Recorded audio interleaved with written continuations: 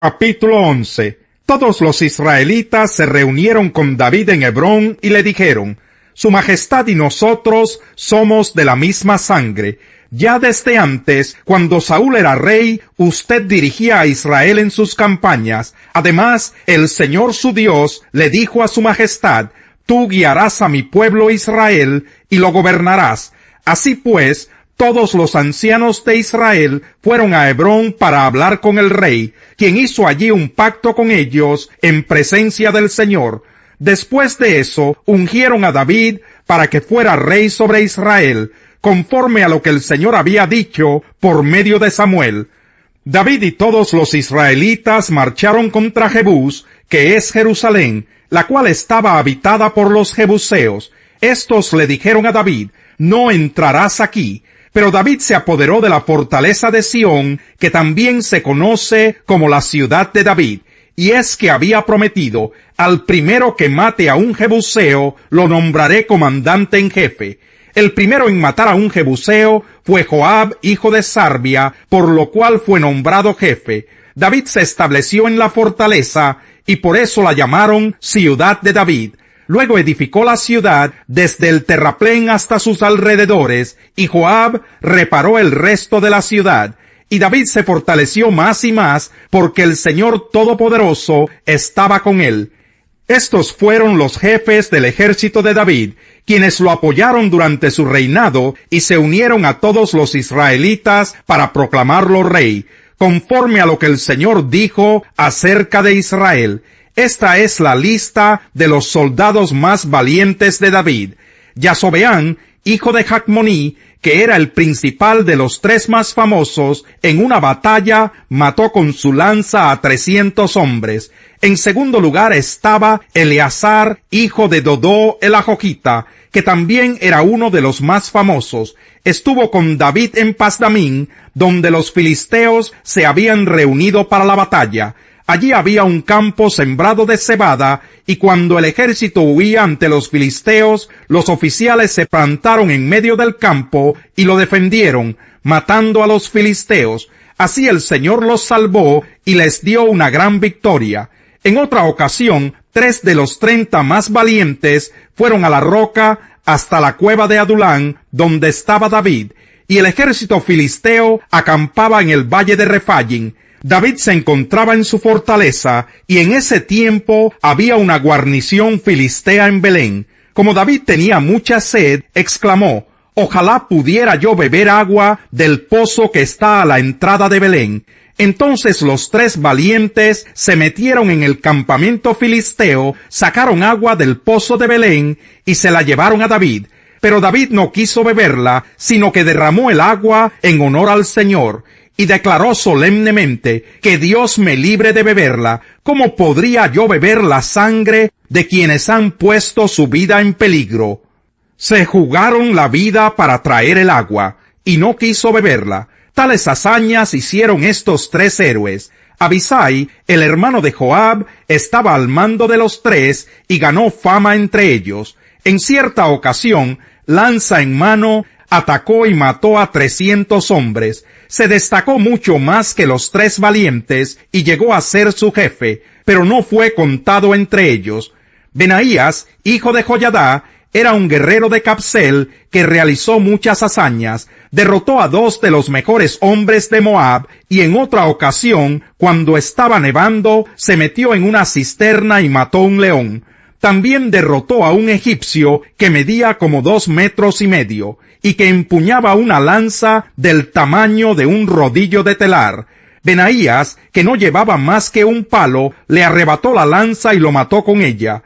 Tales hazañas hizo Benaías, hijo de Joyadá, y también él ganó fama como los 3 valientes, pero no fue contado entre ellos, aunque se destacó más que los 30 valientes. Además, David lo puso al mando de su guardia personal.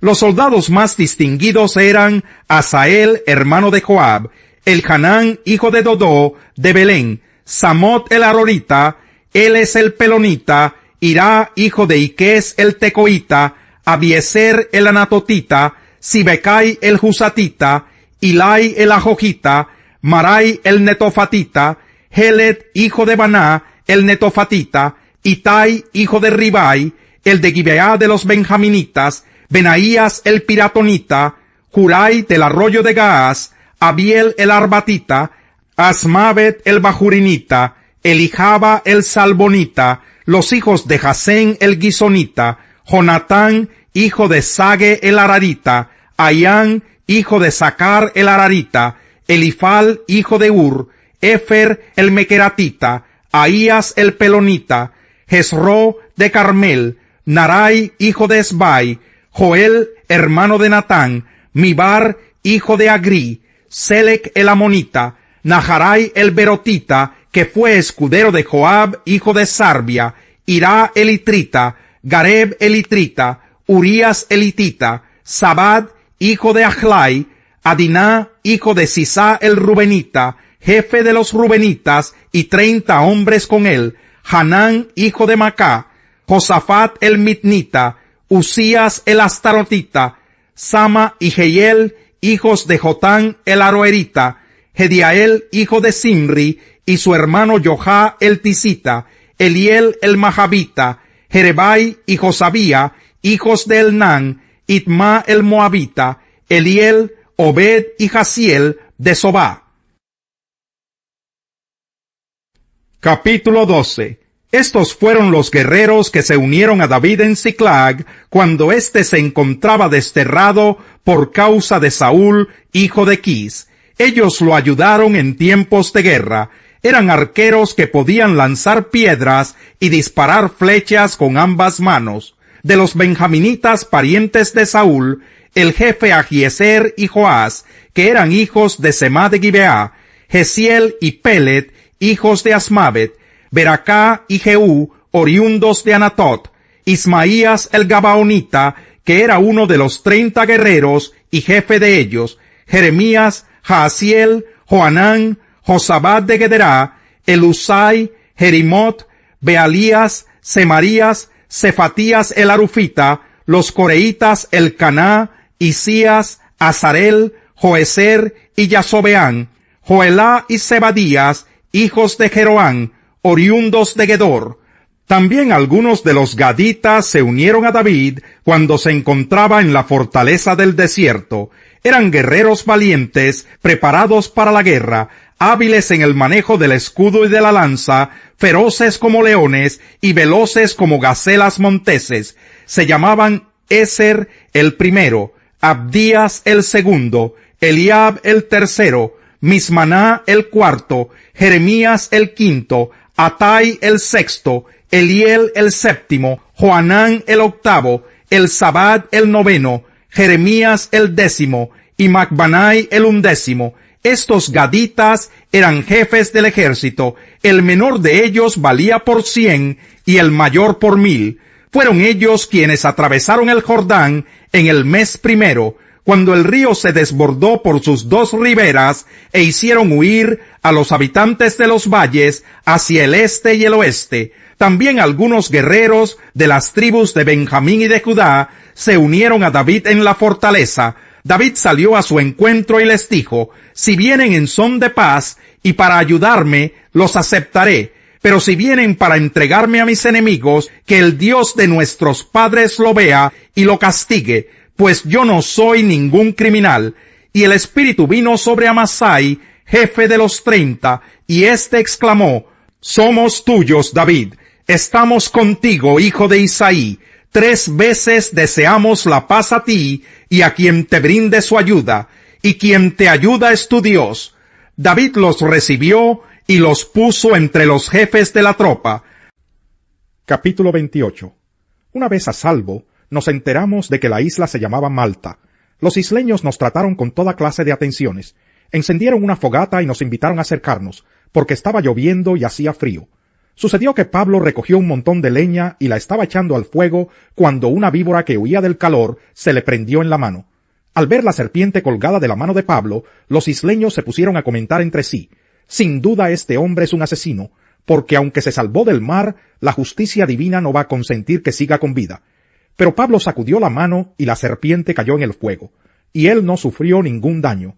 La gente esperaba que se hinchara o cayera muerto de repente, pero después de esperar un buen rato, y de ver que nada extraño le sucedía, cambiaron de parecer y decían que era un dios. Cerca de allí había una finca que pertenecía a Publio, el funcionario principal de la isla. Este nos recibió en su casa con amabilidad y nos hospedó durante 3 días. El padre de Publio estaba en cama, enfermo con fiebre y disentería. Pablo entró a verlo y después de orar le impuso las manos y lo sanó. Como consecuencia de esto, los demás enfermos de la isla también acudían y eran sanados. Nos colmaron de muchas atenciones y nos proveyeron de todo lo necesario para el viaje.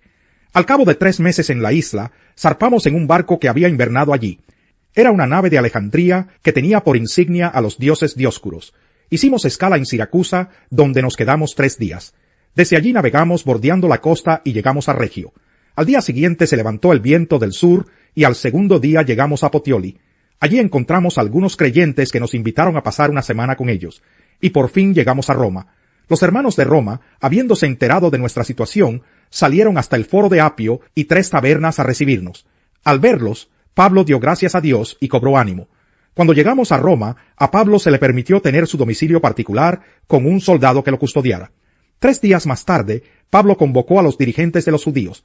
Cuando estuvieron reunidos les dijo: «A mí, hermanos, a pesar de no haber hecho nada contra mi pueblo ni contra las costumbres de nuestros antepasados, me arrestaron en Jerusalén y me entregaron a los romanos.